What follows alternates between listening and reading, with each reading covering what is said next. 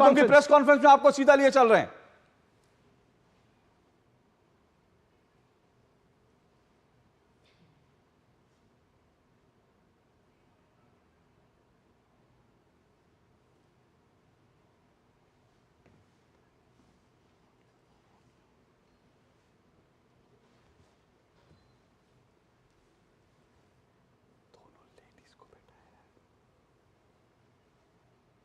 देखिए ये भी मैसेजिंग कितनी जबरदस्त है। अभी विक्रम मिस्त्री जो है भारत के विदेश सचिव, वो जो है वो इस प्रेस कॉन्फ्रेंस के और पीछे वीडियोस आपको दिख रहे हैं। ये पार्लियामेंट अटैक का वीडियो तो एक तरह से भारत अक्षरधाम, तो भारत ये मैसेज देने की कोशिश कर रहा है कि जो तमाम आतंकी हमले थे, भारत की संसद पर हमला, अक्षरधाम मंदिर पर जो हमला हुआ था 2002 में, मुंबई अटैक 2008, इन सब का हिसाब किताब जो है भारत ने किया। तो ये जो तमाम सीरीज दिखा रहा है कि भारत ने ये कौन कौन से आतंकी, जो उड़ी अटैक 2016, जो आतंकी वारदात थी, जो आतंकी तंजीमें थी जो इसको घटना को अंजाम दे रही थी, पुलवामा अटैक 2019,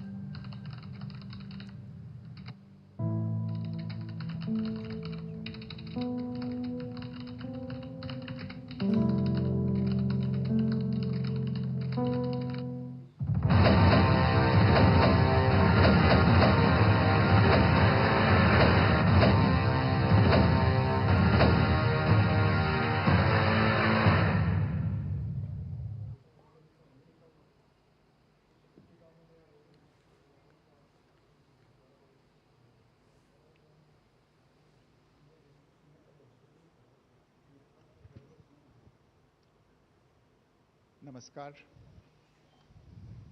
इस ब्रीफिंग में शामिल होने के लिए आप सभी का धन्यवाद।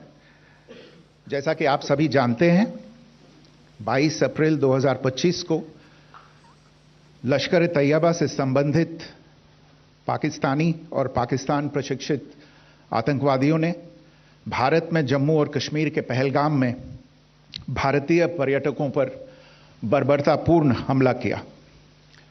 25 भारतीयों और एक नेपाली नागरिक को कायरतापूर्ण मौत के घाट उतार दिया गया। मुंबई के 26 नवंबर 2008 के हमलों के बाद यह भारत में हुई किसी आतंकवादी हमले में मारे गए आम नागरिकों की संख्या की दृष्टि से सबसे गंभीर घटना है। पहलगाम का हमला अत्यधिक बर्बरतापूर्ण था, जिसमें वहां मौजूद लोगों को करीब से और उनके परिवारों के सामने सिर पर गोली मारी गई। हत्या के इस तरीके से परिवार के सदस्यों को जानबूझकर आघात पहुंचाया गया। साथ ही उन्हें यह नसीहत भी दी गई कि वे वापस जाकर इस संदेश को पहुंचा दें। यह हमला स्पष्ट रूप से जम्मू और कश्मीर में बहाल हो रही सामान्य स्थिति को बाधित करने के उद्देश्य से किया गया था। चूंकि पर्यटन फिर से अर्थव्यवस्था का मुख्य आधार बन रहा था, इस हमले का मुख्य उद्देश्य इसे प्रतिकूल रूप से प्रभावित करना था। पिछले वर्ष आप सभी जानते हैं 2.25 करोड़ से अधिक पर्यटक कश्मीर आए थे।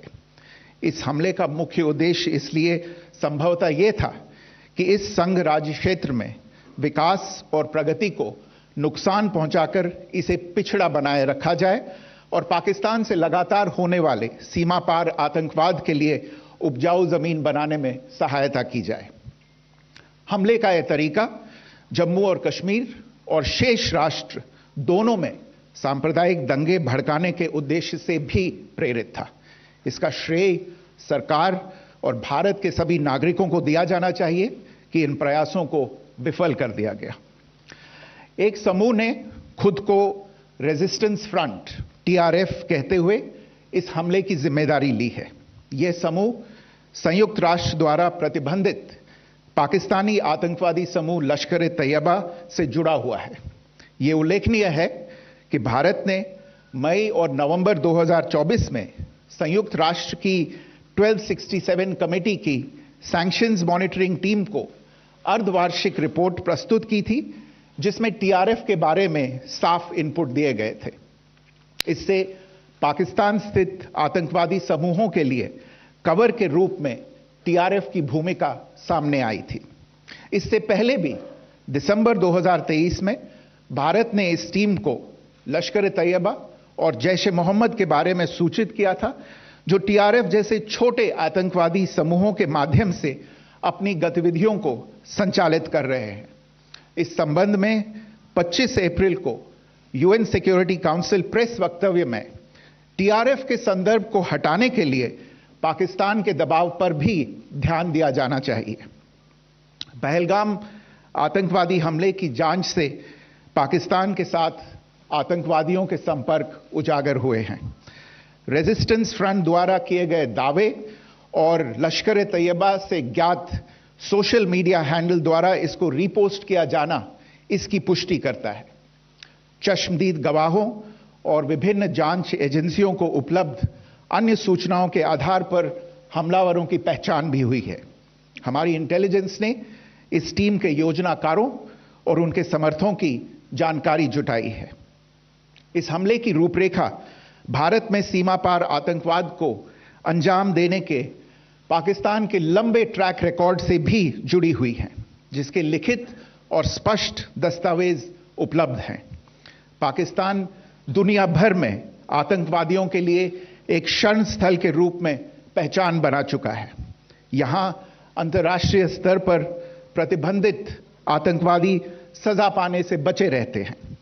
इसके अलावा पाकिस्तान ने इस मुद्दे पर विश्व और फाइनेंशियल एक्शन टास्क फोर्स जैसे अंतर्राष्ट्रीय मंचों को जानबूझकर गुमराह करने के लिए भी जाना जाता है। साजिद मीर का मामला, जिसमें इस आतंकवादी को पाकिस्तान ने मृत घोषित कर दिया था और फिर अंतर्राष्ट्रीय दबाव के परिणाम स्वरूप वो जीवित पाया गया, इसका सबसे स्पष्ट उदाहरण है। यह स्वाभाविक है कि पहलगाम में हुए इस हमले से जम्मू और कश्मीर के साथ साथ भारत के अन्य भागों में भी आक्रोश देखा गया। हमलों के बाद भारत सरकार ने स्वाभाविक रूप से पाकिस्तान के साथ संबंधों को लेकर कुछ कदम उठाए। आप सभी उन निर्णयों से अवगत हैं जिसकी घोषणा 23 अप्रैल को की गई थी। तथापि यह आवश्यक समझा गया कि 22 अप्रैल के हमले के अपराधियों और उनके योजनाकारों को न्याय के कटघरे में लाया जाए। हमलों के एक पखवाड़े के बाद भी पाकिस्तान द्वारा अपने क्षेत्र या अपने नियंत्रण वाले क्षेत्रों में आतंकवादियों की इंफ्रास्ट्रक्चर के विरुद्ध कार्यवाही करने के लिए कोई स्पष्ट कदम नहीं उठाया गया है। उल्टे वो इनकार करने और आरोप लगाने में ही लिप्त रहा है। पाकिस्तान आधारित आतंकवादी मॉड्यूल्स पर हमारी खुफिया निगरानी ने संकेत दिया है कि भारत के विरुद्ध आगे भी हमले हो सकते हैं।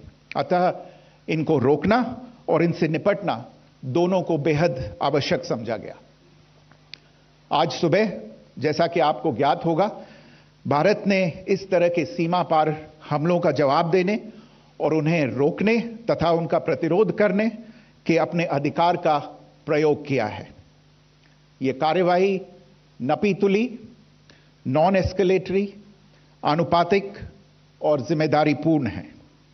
यह आतंकवाद की इंफ्रास्ट्रक्चर को समाप्त करने और भारत में भेजे जाने वाले संभावित आतंकवादियों को अक्षम बनाने पर केंद्रित है। आपको यह भी स्मरण होगा कि 25 अप्रैल 2025 को संयुक्त राष्ट्र सुरक्षा परिषद ने पहलगाम आतंकवादी हमले पर एक प्रेस वक्तव्य जारी किया था, जिसमें आतंकवाद के इस निंदनीय कार्य के अपराधियों, आयोजकों, फाइनेंसरों और प्रायोजकों को जवाबदेह ठहराने और उन्हें न्याय के दायरे में लाने की आवश्यकता पर जोर दिया गया था। भारत की आज की इस कार्रवाई को इसी संदर्भ में देखा जाना चाहिए। Good morning. Thank you all for joining this briefing. As you are all aware, on April 22, 2025, Pakistani and Pakistan-trained terrorists belonging to the Lashkar-e-Taiba carried out a savage attack on Indian tourists at Pahalgam in Jammu and Kashmir in India. They murdered 26 people, including one national of Nepal, causing the largest number of civilian casualties in a terrorist attack in India since the 26 November 2008 attacks in Mumbai. The attack in Pahalgam was marked by extreme barbarity, with the victims mostly killed with headshots from close range and in front of their families. Family members were deliberately traumatized through the manner of the killing, accompanied by the exhortation that they should take back the message. The attack was clearly driven by the objective of undermining the normalcy returning to Jammu and Kashmir. In particular, it was designed to impact the mainstay of the economy, tourism, with a record 23 million tourists visiting the valley last year. The calculation, presumably, was that harming growth and development in the Union Territory would help keep it backward and create fertile ground for continued cross-border terrorism from Pakistan. The manner of the attack was also driven by an objective of provoking communal discord, both in Jammu and Kashmir and the rest of the nation. It is to the credit of the government and the people of India that these designs were foiled. A group calling itself the Resistance Front has claimed responsibility for the attack. This group is a front for the UN-proscribed Pakistani terrorist group Lashkar-e-Taiba. It is notable that India had given inputs about the TRF in the half-yearly report to the monitoring team of the UN's 1267 Sanctions Committee in May and November 2024, bringing out its role as a cover for Pakistan-based terrorist groups. Earlier too, in December 2023, India had informed the monitoring team about Lashkar and Jaish-e-Mohammed operating through small terror groups such as the TRF. Pakistan's pressure to remove references to TRF in the April 25 UN Security Council press statement is notable in this regard. Investigations into the Pahalgam terror attack have brought out the communication notes of terrorists in and to Pakistan. The claims made by the Resistance Front and their reposting by known social media handles of the Lashkar-e-Taiba speak for themselves. Identification of the attackers based on eyewitness accounts as well as other information available to law enforcement agencies has also progressed. Our intelligence has developed an accurate picture of the planners and backers of this team. The features of this attack also tie in with Pakistan's long track record of perpetrating cross-border terrorism in India, which is well documented and beyond question. Pakistan also has a well-deserved reputation as a haven for terrorists from around the world, with internationally proscribed terrorists enjoying impunity there. In addition, Pakistan has been known to willfully mislead the world and international forums, such as the Financial Action Task Force, on this issue. The Sajid Mir case, in which this terrorist was declared dead, and then, in response to international pressure, brought back to life, found alive and arrested, is the most glaring example. The latest attack in Pahalgam has understandably generated deep anger in Jammu and Kashmir and in other parts of India. Following the attacks, the government of India naturally responded with a set of initial measures relating to our engagement with Pakistan. You're all aware of the decisions that were announced on the 23rd of April. However, it was deemed essential that the perpetrators and planners of the 22nd April attack be brought to justice. Despite a fortnight having passed since the attacks, there has been no demonstrable step from Pakistan to take action against the terrorist infrastructure on its territory or on territory under its control. Instead, all it has indulged in are denials and allegations. Our intelligence monitoring of Pakistan-based terrorist modules indicated that further attacks against India were impending. There was thus a compulsion both to deter and to preempt. Earlier this morning, as you would be aware, India exercised its right to respond and preempt as well as deter more such cross-border attacks. These actions were measured, non-escalatory, proportionate, and responsible. They focused on dismantling the terrorist infrastructure and disabling terrorists likely to be sent across to India. You would also recall that the Security Council on 25th April 2025 had issued a press statement on the Pahalgam terror attack, underlining, and I quote, the need to hold perpetrators, organizers, financiers, and sponsors of this reprehensible act of terrorism accountable and bring them to justice, unquote. India's latest actions should be seen in this context. Joining me for this briefing on our actions earlier this morning are Colonel Sophia Qureshi and Wing Commander Vyomika Singh. I will request them to share some details regarding Operation Sindoor with all of you.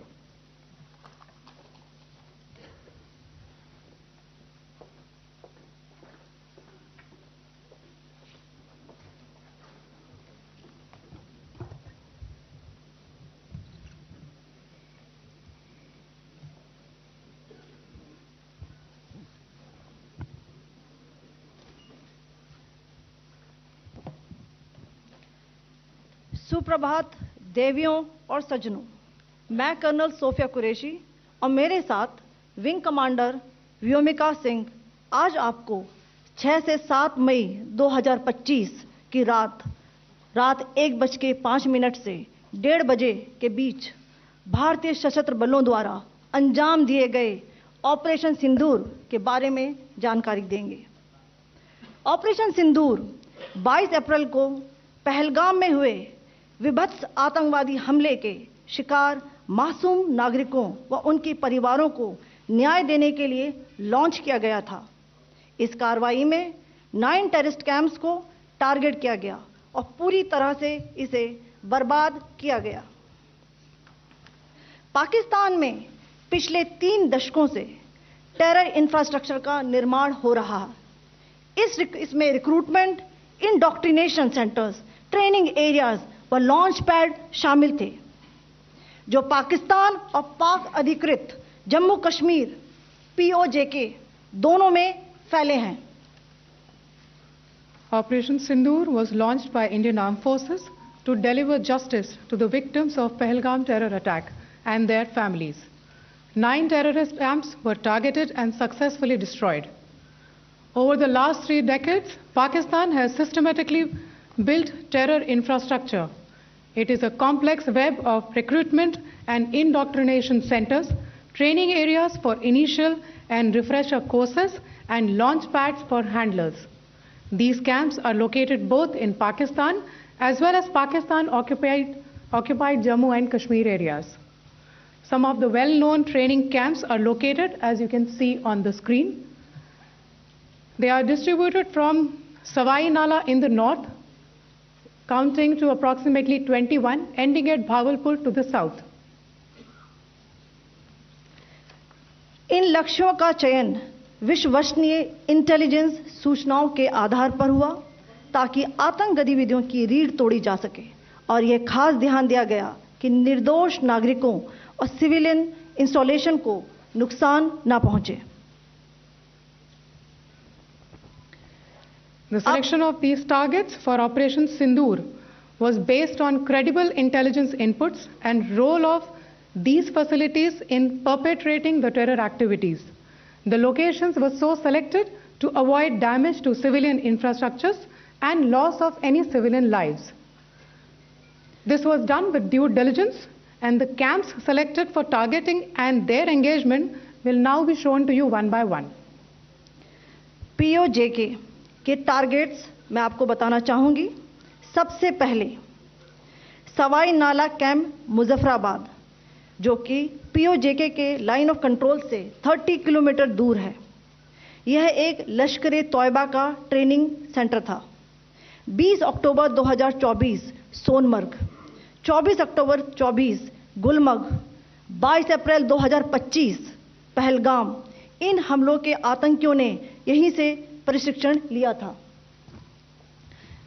Syedna Bilal camp Muzaffarabad, यह एक जैश ए मोहम्मद का staging area है। यह हथियार, विस्फोटक और जंगल survival training का केंद्र भी था। गुलपुर कैंप कोटली, यह एलओसी से 30 किलोमीटर दूर था। लश्कर-ए तोयबा का बेस था जो राजौरी, पुंछ में सक्रिय था। 20 अप्रैल 2023 को पुंछ में और 9 जून 2024 को तीर्थ यात्रियों के बस हमले में यहीं से आतंकी को ट्रेन किया गया था।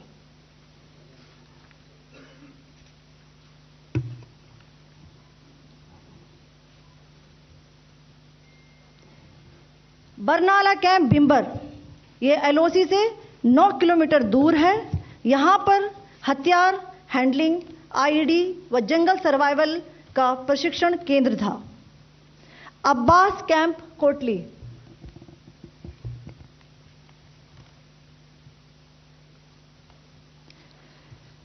यह एलओसी से 13 किलोमीटर दूर है। लश्कर-ए तोयबा का फिदाइन यहां तैयार होता था। इसकी कैपेसिटी 15 टेररिस्ट को ट्रेन करने की थी।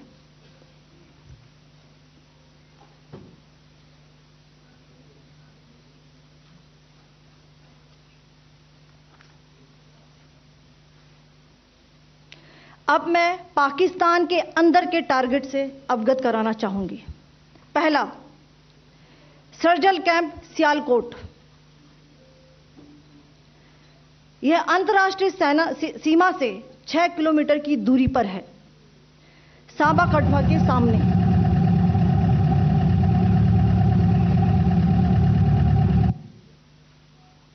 मार्च 2025 में जम्मू एंड कश्मीर पुलिस के 4 जवानों को की जो हत्या की गई थी, उन आतंकवादियों को इसी जगह पर ट्रेन किया गया था।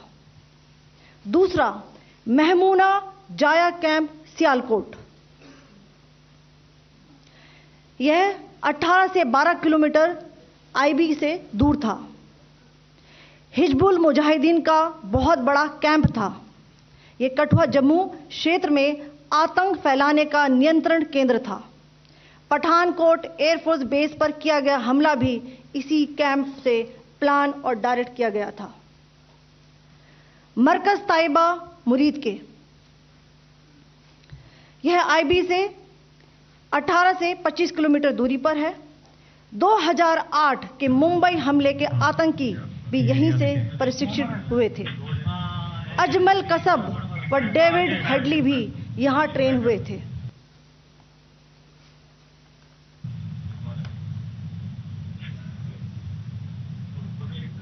आगे दूसरा आया।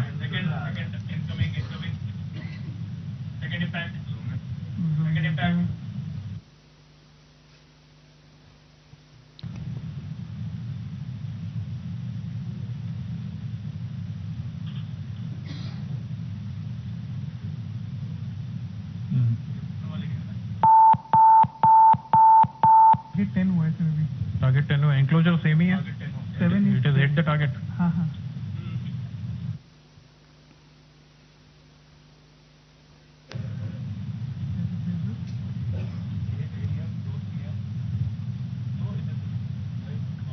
तीसरा आ गया सर इम्पैक्ट।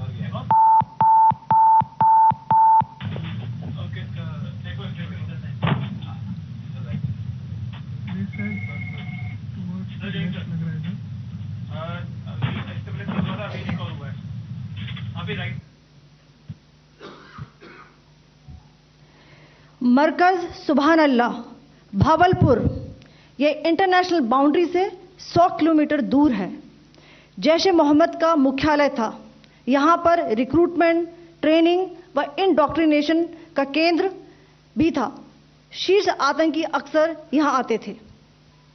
मैं आप सबको बताना चाहती हूं कि किसी भी सैन्य ठिकाने का निशाना नहीं बनाया गया और अभी तक किसी तरह की नागरिक क्षति की रिपोर्ट नहीं है। धन्यवाद। जय Hind.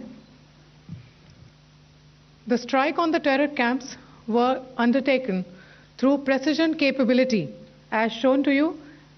A niche technology weapons with careful selection of warheads was ensured that there was ensured so that there will be no collateral damage. The point of impact in each of the target was a specific building or a group of buildings. All the targets were neutralized with clinical efficiency, and the results reiterate the professionalism of the Indian Armed Forces in the planning and execution of their operations. No military establishments were targeted. India has demonstrated considerable restraint in its response. However, it must be said that the Indian Armed Forces are fully prepared to respond to Pakistani misadventures, if any, that will escalate the situation. Jai Hind, and thank you very much. Ladies and gentlemen, friends in the media, I ask your indulgence today in view of the fact that this is still an evolving situation. We will therefore not be able to take questions and answers today, but we will come back for more updates and more briefings shortly. Thank you all very much for joining us this morning. Thank you. Jai Hind.